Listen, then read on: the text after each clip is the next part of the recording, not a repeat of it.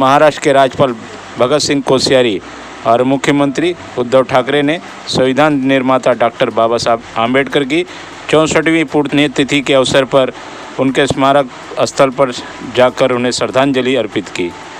बाबा साहब आम्बेडकर की पुण्यतिथि महापरिनिर्वाण दिवस के रूप में देश भर में मनाई जाती है। राज्यपाल और मुख्यमंत्री दादर शिवाजी पार्क में स्थित बाबा साहब आम्बेडकर स्मारक पर जाकर उन्हें श्रद्धांजलि दी। उप मुख्यमंत्री अजित पवार, गृह मंत्री अनिल देशमुख व शिक्षा मंत्री वर्षा गायकवाड़ ने भी बाबा साहब आम्बेडकर स्मारक पर जाकर उन्हें श्रद्धांजलि दी। मुख्यमंत्री उद्धव ठाकरे ने पिछले महीने लोगों से बाबा साहब आम्बेडकर की पुण्यतिथि के मौके पर चैत्य भूमि पर जमा नहीं होने की अपील की थी और कहा था जो जहां है वहीं से डॉक्टर बाबा साहब आम्बेडकर को श्रद्धांजलि अर्पित करे। मुंबई टुडे द्वारा 2 दिनों पहले धारावी संत रोहिदास मार्ग पर फेरी वालों का आतंक की खबर दिखाए जाने के बाद महानगर पालिका जीवोत्तर विभाग द्वारा खबर का संज्ञान लेते हुए विभाग द्वारा धारावी संत रोहिदास 90 फीट रोड पर की गई कार्रवाई के समय संत रोहिदास मार्ग व MG रोड केला बखार के अंदर जमा की गई हाथ गाड़ियों को महानगर पालिका के अधिकारियों और कर्मचारियों द्वारा जब्त की गई। फेरी वाले व हाथ गाड़ी वालों में दहशत का माहौल छाया। वहीं धारावी के नागरिकों ने महानगर पालिका की इस तरह की कड़क कार्रवाई को जायज़ ठहराते हुए संत रोहिदास मार्ग और 90 फीट रोड को इसी तरह की कार्रवाई कर खुला रखने की मांग की। वहीं इस सभी कार्रवाई पर जीव उत्तर महानगर पालिका लाइसेंस विभाग के सीनियर इंस्पेक्टर राजन कांबले ने क्या कहा, आइए सुनते हैं। ये कार्रवाई तो प्रतिदिन नहीं मगर बोल सकते हैं, मगर ये कार्रवाई तो होती ही रहेगी। जब भी हमको यहाँ से कुछ कंप्लेंट आते हैं वगैरह आते हैं तो हम हर दिन कार्रवाई करते हैं। आपको भी मालूम है, आप देखते हैं कि हमारे इंस्पेक्टर कितने काम कर रहे हैं और जो रास्ता साफ रखने के लिए अतिक्रमण जितना हो रहा है रास्ते के ऊपर, उसलिए वो कोशिश करेंगे कि जितना से जितना जल्दी हो वहाँ का अतिक्रमण उठ जाए। वो तो अभी तक गिना नहीं लगा, मगर जो कार्रवाई हो रही है उसके बाद में आपको पता चल जाएगा।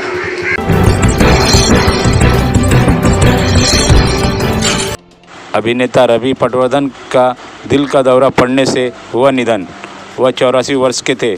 मराठी शो आगाबाई सासूबाई से लोकप्रिय हुए पटवर्धन हिंदी फिल्मों तेजाब, अंकुश जैसी फिल्मों में दमदार अभिनय किया था। मनोरंजन की दुनिया में 4 दशक लंबा कैरियर था।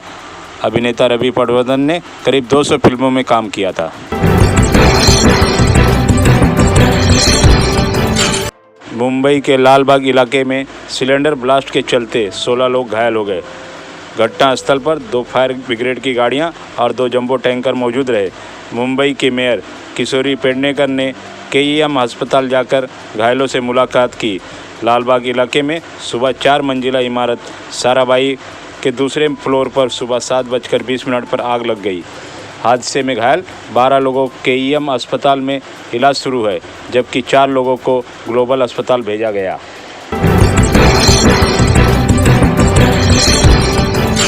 गोवंडी के गजानन कॉलोनी में रहने वाले फैज़ अहमद फैयाज शेख पर काम पर जाते वक्त 3 लोगों ने किया जानलेवा हमला। उनके घर के सामने बने हुए खोवाकरण पर जाने से के कारण उनके साथ हुए विवाद के बाद फैज़ अहमद पर रॉड और हथौड़ी से हमला कर जान से मारने का प्रयत्न किया गया। हमले के बाद फैज़ अहमद को घायल अवस्था में अस्पताल पहुंचा गया। पुलिस ने हमलावर 3 युवकों को हिरासत में लेकर धारा 307-34 के तहत मामला दर्ज कर जांच में जुटी।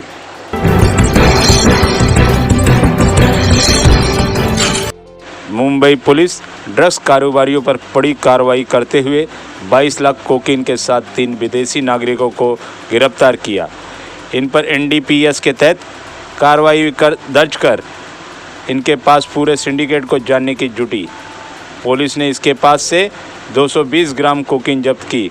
मुंबई में नशे पर अंकुश लगाने के लिए मुंबई पुलिस के साथ एंटी नारकोटिक्स सेल भी जुटी हुई है। पुलिस को सूचना मिली थी कि कुछ लोग ड्रग्स बेचने गोरेगांव के रॉयल पाम्स में आने वाले हैं।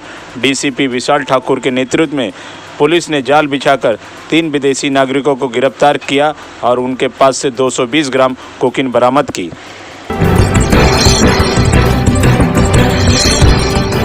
इंडस्ट्रीज पर कोरोना का कहर बुरी तरह टूटा।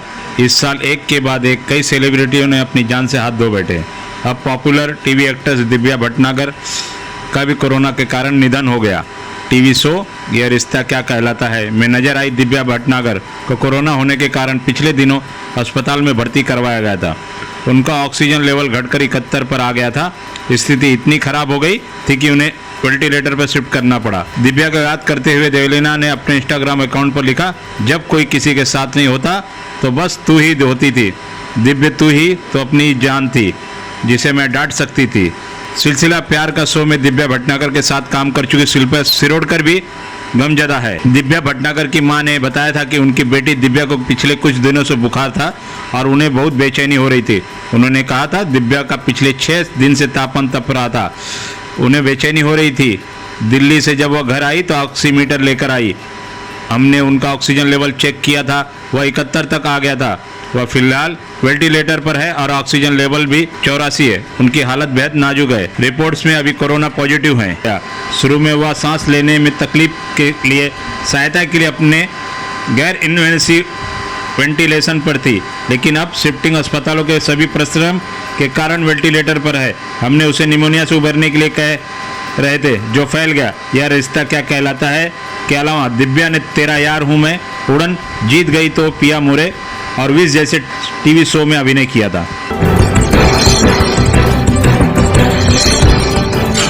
वडाला ट्रक टर्मिनल में चल रहे अवैध पेट्रोल डीजल के गोडाउन को गुने प्रकटीकरण शाखा 1 द्वारा सक्रिय गिरोह का भांडाफोड़ किया। वडाला ट्रक टर्मिनल में 10वें सर्विस सेंटर में अवैध रूप से पेट्रोल डीजल का पेट्रोल पंप की स्थापना कर अवैध रूप से कम भाव में बेचा जाता था। पुलिस द्वारा छापा मारने के बाद वहां पर लोखंड के पत्रे के अंदर बांध काम कर 15,000 लीटर का टैंक व 10,000 लीटर टैंक लगाकर पेट्रोल डीजल जमा किया गया था। इस अवैध पंप से 15,000 लीटर डीजल जिसकी अनुमानित लागत 11,70,000 रुपये थी, रेशनिंग विभाग की उपस्थिति में सीलबंद किया गया।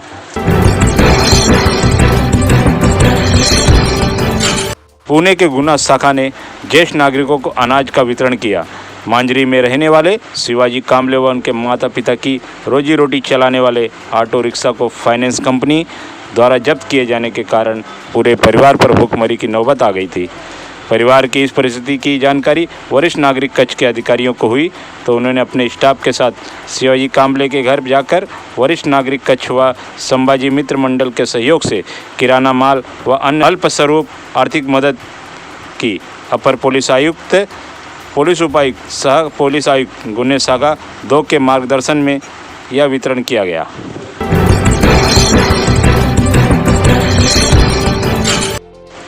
मुंबई रायगढ़ को जोड़ने वाला trans harbour link Mumbai trans harbour link MTHL Bharat का सबसे लंबा पुल बताया जा रहा है।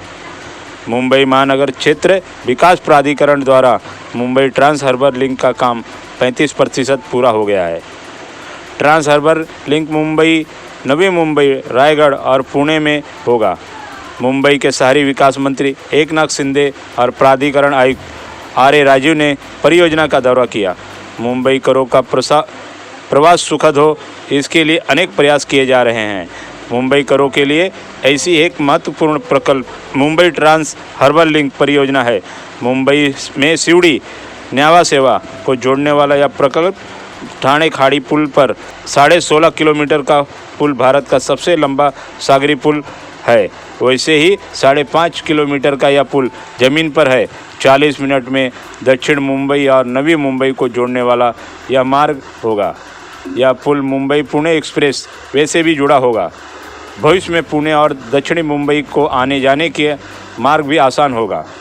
नवी मुंबई अंतर्राष्ट्रीय विमानतल से दक्षिण मुंबई आने में भी कम समय लगेगा। 2018 से शुरू हुआ काम सितंबर 2022 में पूरा होने की अनुमान है। यह मार्ग मुंबई, नवी मुंबई, रायगढ़ को जोड़ने वाला है। 3 भागों में पूरा होगा। फ्लेमिंगो पंछियों के लिए साउंड बैरियर भी लगाने की योजना है। एकनाथ शिंदे ने बताया कि कोरोना काल में काम में कमी नहीं होने दिया जाएगा।